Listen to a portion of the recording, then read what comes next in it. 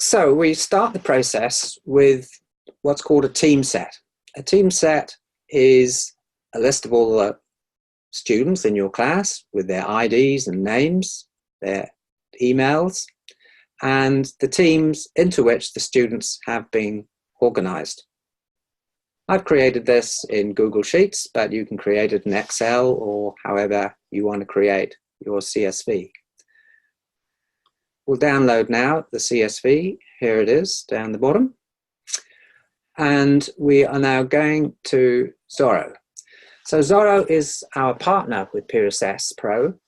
Xorro is an educational software provider, and they've embedded the peer assessment component as part of their system. So we're going to launch the peer assessment now, and we're going to call this one Ornithology 103 Formative.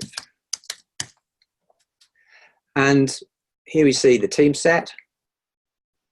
I'm going to import that file, which is in my downloads right there, right now. Here we go.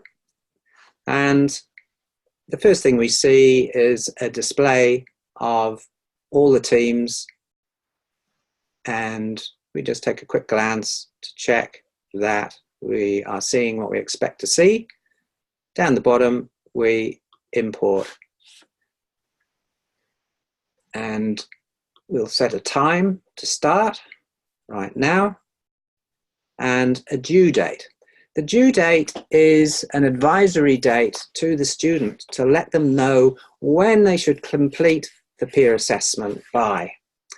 I run a pretty tight schedule of peer assessments, typically 2 a term, so I usually give my students about 3 to 5 days to complete.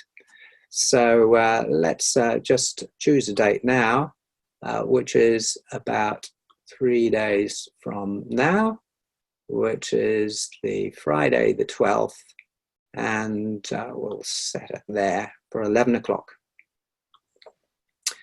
So we've got a start date, a due date, and we're creating the activity.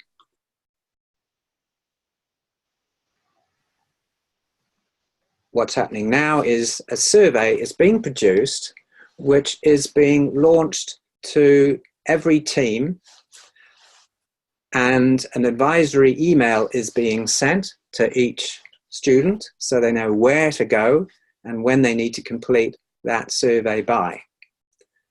They will receive an email which contains what's called an activity URL. And in fact, here is the link right here. And here's our activity, Ornithology 103 Formative, the title I just gave it.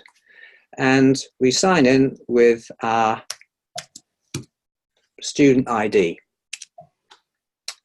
And here I am, Alberto Underwood. And then I would proceed to complete the survey. It asks us to check that we're in the right team and that everybody is the correct team member. And then we proceed through. But we'll come back to this later on.